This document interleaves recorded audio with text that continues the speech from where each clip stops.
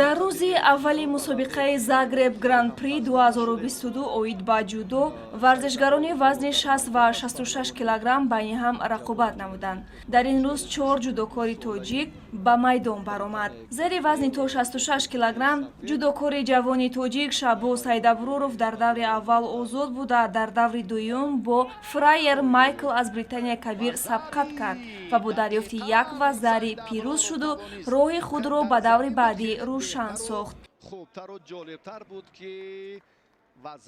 дар даври сеюм Шаҳбоз бо намояндаи Кореяи Ҷанубӣ Ан Ҷеҳонг рӯбарӯ гардид. рақобати ин ду варзишгари ҷавон маҷрои шадид касб кард.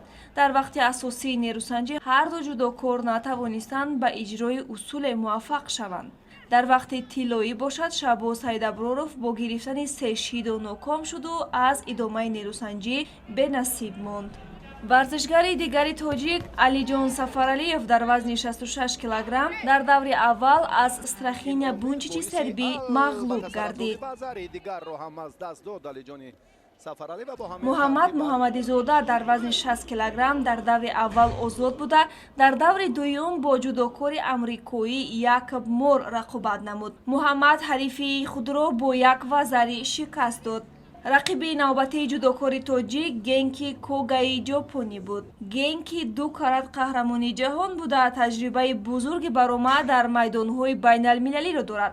албатта таҷрибаи ӯ баръало мушоҳида мешуд, чун ҷопонӣ тавонист варзишгари Моро бидуни мушкилӣ аз сари роҳаш берун кунад.